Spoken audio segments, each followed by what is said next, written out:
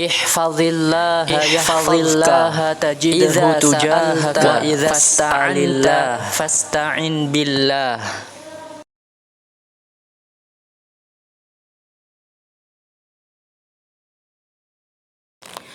Bismillah. Assalamualaikum warahmatullahi wabarakatuh. Alhamdulillahi wahdah wassalatu wassalamu ala man la nabiyya ba'dah wa ba'd. Kaifa halukum ayyuhat talabah? Bagaimana kabar antum semua siswa-siswi Imam Nawawi School? La'allakum bi khair. Mudah-mudahan antum semua dalam keadaan sehat wal afiat. Baik. Pada pertemuan sebelumnya kita telah membahas hadis ke-18. Maka pada hari ini kita akan melanjutkan kembali pembahasan hadis Al-Arba'in An-Nawawiyah, yaitu pada hadis ke-19. Al-Hadithut Tasi'a Asyara. Hadis ke-19, yaitu tentang menjaga syariat Allah dan iman kepada takdir. Ustadz bacakan hadisnya, antum semua perhatikan ya, panjang pendeknya dan harokatnya. An Abil Abbas Abdullah bin Abbas radhiyallahu anhuma qala kuntu khalfan nabiyyi sallallahu alaihi wasallam yawman faqala ya ghulam inni uallimuka kalimat ihfazillaha yahfazka ihfazillaha tajidhu tujahaka idza sa'alta fas'alillah wa idza ista'anta fasta'in billah wa'lam anna al-ummata law ijtama'at 'ala an yanfa'uka bi syai'in lam yanfa'uka illa bi syai'in qad katabahu Allahu laka wa in ijtama'u 'ala an yadurruka bi syai'in lam yadurruka illa bi syai'in qad katabahu Allahu 'alaika rufi'atil aqlamu wa jaffatis suhuf. Rawahu Tirmidzi wa qala haditsun hasanun sahih. Wa fi riwayati ghairi Tirmidzi ihfazillaha tajidhu amamak ta'arraf ila Allahi fir rakha ya'rifka fish shiddah wa'lam anna ma akhta'aka lam yakun liyusibaka wa ma asabaka lam yakun liyukhti'aka wa'lam anna an-nasra ma'as sabri wa annal faraja ma'al karbi wa anna ma'al usri yusra. Taib, hadis yang lumayan panjang ya. Antum semua mohon bersabar. Taib. Sekarang kita terjemahkan hadisnya. Dari Abul Abbas Abdullah bin Abbas radhiyallahu anhuma, dia berkata, suatu hari ketika saya dibonceng Rasulullah sallallahu alaihi wasallam di belakang hewan tunggangan beliau sallallahu alaihi wasallam, beliau bersabda kepadaku, "Wahai anak kecil, sungguh aku akan mengajarkan beberapa kalimat nasihat penting kepadamu, maka dengarkanlah baik-baik. Jagalah batasan-batasan syariat Allah, maka Allah akan menjagamu. Jagalah batasan-batasan syariat Allah, maka kamu akan mendapati Allah di hadapanmu, selalu bersamamu dan menolongmu. Jika kamu ingin meminta sesuatu, maka mintalah hanya kepada Allah. Dan jika kamu ingin memohon pertolongan, maka mohon pertolonganlah hanya kepada Allah. Dan ketahuilah bahwa seluruh makhluk di dunia ini, seandainya pun mereka bersatu untuk memberikan manfaat kebaikan bagimu, maka mereka tidak mampu melakukannya kecuali dengan suatu kebaikan yang telah Allah tuliskan, takdirkan bagimu. Dan seandainya pun mereka bersatu untuk mencelakakanmu, maka mereka tidak mampu melakukannya kecuali dengan suatu keburukan yang telah Allah tuliskan, takdirkan akan menimpamu. Pena penulisan takdir telah diangkat dan lembaran-lembarannya telah kering. Hadis riwayat Tirmidzi, dia berkata, hadis ini adalah hadis hasan sahih. Dan dalam riwayat lain selain Tirmidzi, jagalah Allah, maka kamu akan mendapati Allah di hadapanmu, selalu bersamamu dan menolongmu. Kenalkanlah atau dekatkanlah dirimu pada Allah di saat kamu dalam keadaan lapang atau senang, supaya Allah mengenali atau menolongmu di saat kamu dalam keadaan susah atau sempit. Dan ketahuilah bahwa segala sesuatu yang telah Allah Ta'ala tetapkan tidak akan menimpamu, maka semua itu pasti tidak akan menimpamu. Dan segala sesuatu yang telah Allah Ta'ala tetapkan akan menimpamu, maka semua itu pasti akan menimpamu. Dan ketahuilah sesungguhnya pertolongan dari Allah Ta'ala itu selalu menyertai kesabaran, dan sesungguhnya bersama kesulitan ada kemudahan. Syarhul hadis. Ya, kita akan menjelaskan hadis ini ya. Taib siswa dan siswi yang semoga dimuliakan Allah Ta'ala, perhatikan baik-baik di sini. Ustadz akan menjelaskan ya, insyaallah antum semua bisa bersabar ya, hadisnya memang agak panjang ya. Perhatikan pada lafaz-lafaz hadis yang di awal ya, bahwasanya seorang sahabat mulia yang bernama Abdullah bin Abbas ya. Abdullah bin Abbas ini adalah anak dari paman Rasulullah yang bernama Al-Abbas ya. Maka Abdullah ini adalah anaknya Al-Abbas. Jadi Abdullah bin Abbas ini sepupunya Rasulullah Shallallahu Alaihi Wasallam. Ya, Abdullah bin Abbas ini juga sering disebut atau dipanggil dengan Ibnu Abbas. Ya. Jadi ketika itu Abdullah bin Abbas ini pernah dibonceng oleh Rasulullah Shallallahu Alaihi Wasallam, ya, oleh hewan tunggangannya Rasulullah Shallallahu Alaihi Wasallam. Jadi Rasulullah membawa hewan tunggangannya, ya. Kemudian Abdullah bin Abbas dibonceng, ya, berada di belakangnya Rasulullah. Hewan tunggangan dulu itu bisa berupa unta, ya, kuda atau keledai, ya. Jadi seperti itu. Nah, dari sini kita juga bisa mengambil pelajaran penting ya, bahwasanya Rasulullah ini mempunyai sifat kasih sayang dan lemah lembut terhadap anak kecil ya. Rasulullah tidak malu ya memboncengkan anak kecil ya. Ketika itu Abdullah bin Abbas ini masih kecil ya. Dan juga Rasulullah mengajarkan hal yang penting ya, dengan berkata, inni u'allimuka kalimat, ya, ya ghulam inni u'allimuka kalimat, wahai anak kecil, aku akan mengajarkan kepadamu beberapa kalimat. Ya, dengan begitu Abdullah bin Abbas ini apa? Ingin sekali ya, ingin sekali diajarkan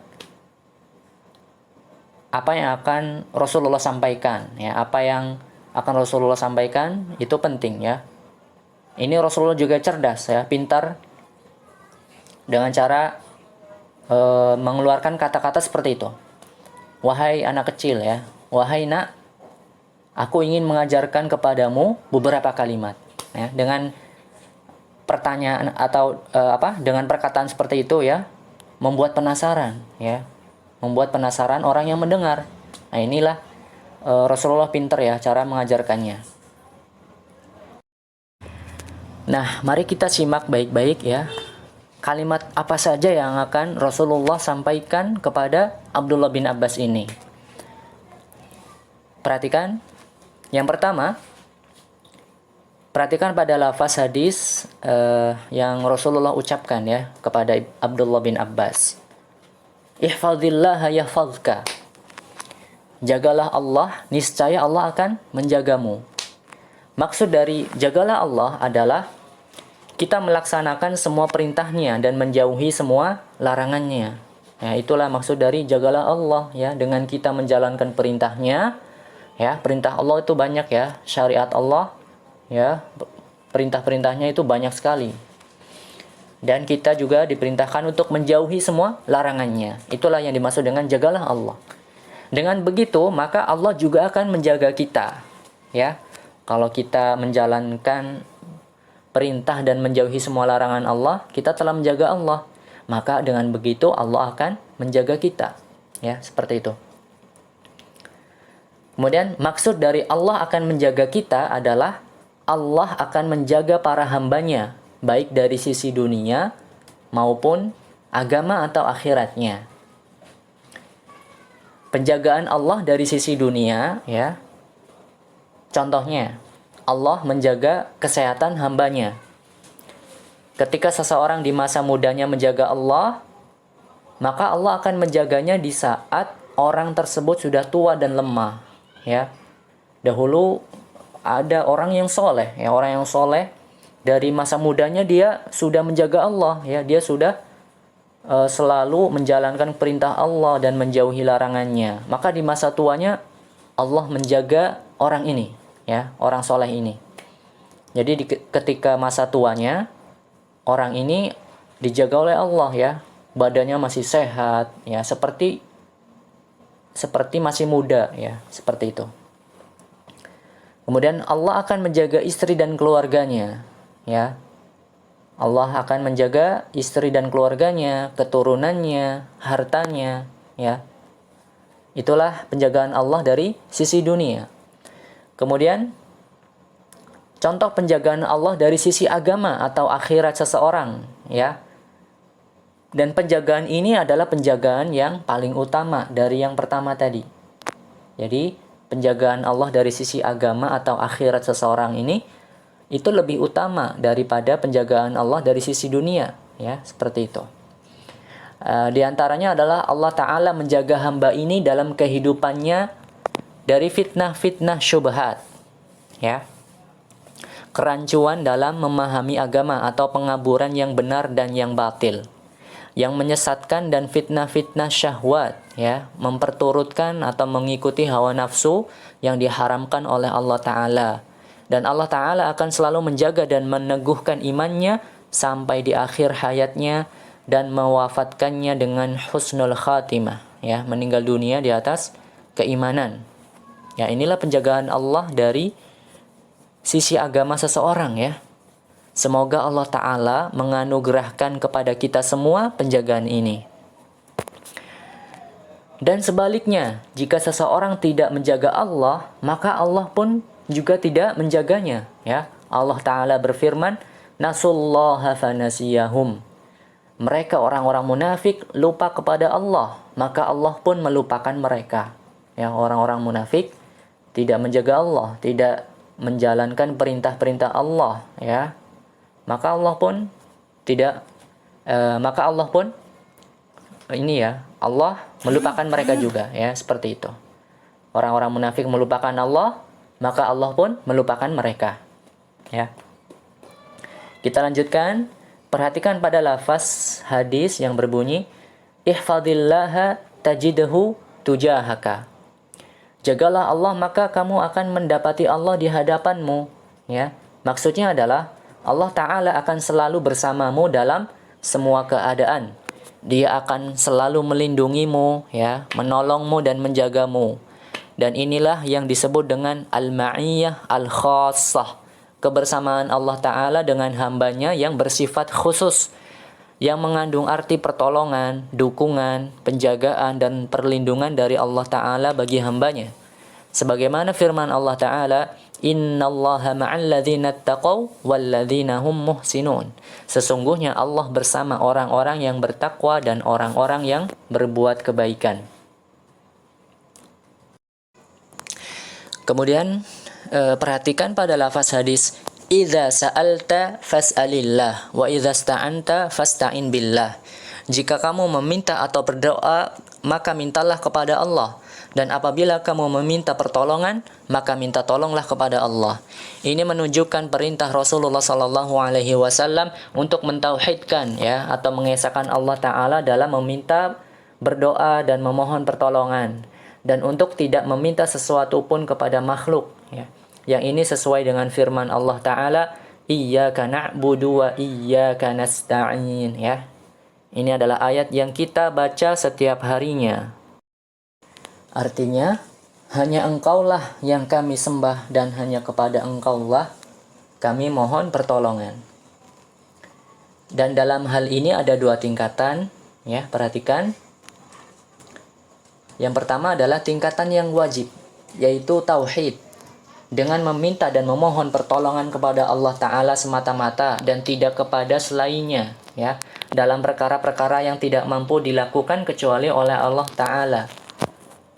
Dan inilah yang kita kenal dalam pelajaran tauhid, bahwa memalingkan doa dan isti'anah, memohon pertolongan kepada selain Allah Ta'ala adalah perbuatan syirik, ya. Maka berhati-hatilah kita, ya. Kemudian tingkatan yang kedua yaitu tingkatan yang mustahab, ya, tingkatan yang sunnah atau anjuran, yaitu jika seseorang mampu untuk mengerjakan sendiri suatu pekerjaan, maka janganlah dia meminta pertolongan kepada siapapun, ya. Kalau ada seseorang yang mampu untuk mengerjakan sesuatu, ya, maka dia mengerjakan sesuatu itu dengan sendirinya karena dia mampu, maka itu dianjurkan, ya, seperti itu. Namun dalam hal ini, ya, kemampuan masing-masing orang untuk menunaikan tingkatan ini berbeda-beda, ya, sesuai dengan tingkat keimanan mereka. Akan tetapi jika seseorang benar-benar terpaksa meminta sesuatu yang mampu dilakukan oleh makhluk, maka dalam kondisi ini diperbolehkan baginya dengan tetap berusaha menghindarkan diri dari keburukan-keburukan. Baik. Siswa-siswi yang semoga dimuliakan oleh Allah Ta'ala, ya, perhatikan pada lafaz-lafaz hadis berikutnya, ya, bahwa segala sesuatu yang menimpa seseorang dalam kehidupan di dunia, yang baik maupun yang buruk, telah ditakdirkan, ditetapkan oleh Allah Ta'ala. Maka tidak mungkin akan menimpanya kecuali sesuatu yang telah ditetapkan akan menimpanya, ya. Dan sesuatu yang telah Allah Ta'ala tetapkan akan menimpanya tidak akan terhindar darinya, ya. Dan upaya keras semua makhluk untuk melakukan sesuatu yang tidak sesuai dengan ketentuan Allah Ta'ala tidak akan bermanfaat. Maka ini semua seharusnya menjadikan seorang hamba senantiasa mentauhidkan, mengesahkan Allah Ta'ala dalam meminta berdoa, ya, memohon pertolongan, menghinakan dan merendahkan diri di hadapan Allah Ta'ala, dan mengesahkannya dalam beribadah dan melaksanakan ketaatan kepadanya. Ya, kemudian perhatikan pada lafaz hadis ta'arraf ilallah firraha ya'rifka fisyiddah. Barang siapa yang mengenal Allah Ta'ala di waktu lapang, ya, dalam keadaan sehat, ya, rezekinya lancar, dengan bertakwa dalam melaksanakan ketaatan kepadanya, maka Allah Ta'ala akan mengenal atau menolongnya sewaktu dia dalam keadaan susah, ya, dalam keadaan senang, ya, sedang dalam waktu yang lapang, ya, rezekinya lancar, dia tetap mengenal Allah, ya, dia tetap menjalankan perintah Allah dan menjauhi larangannya, maka Allah akan mengenal atau menolongnya ketika dia dalam keadaan sempit, dalam keadaan susah, ya, seperti itu. Ya, itulah beberapa penjelasan dari hadis ini, ya. Mudah-mudahan apa yang disampaikan bermanfaat. Jangan lupa hari ini ada tugas menghafal mufradat.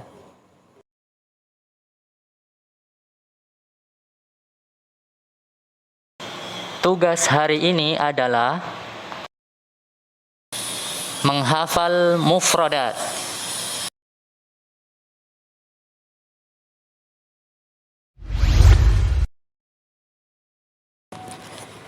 Ittaqillaha artinya bertakwalah kepada Allah. Al-hasanatu artinya kebaikan. As-sayyi'atu artinya keburukan. Al-khuluqul hasanu artinya akhlak yang baik.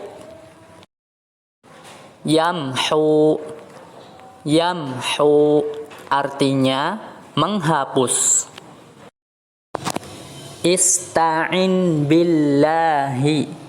Ista'in billahi artinya minta tolonglah kepada Allah. Al-aqlamu. Al-aqlamu artinya pena-pena. An-nasru. An-nasru artinya kemenangan. An-nafi'u. An-nafi'u artinya yang memberikan manfaat. Bisyaratun. Bisyaratun artinya kabar gembira. Silahkan dikerjakan tugasnya. Wallahu a'lam bishawab. Kita tutup dengan doa kafaratul majlis. Subhanakallahumma wa bihamdika asyhadu an la ilaha illa anta astaghfiruka wa atubu ilaik. Wassalamualaikum warahmatullahi wabarakatuh.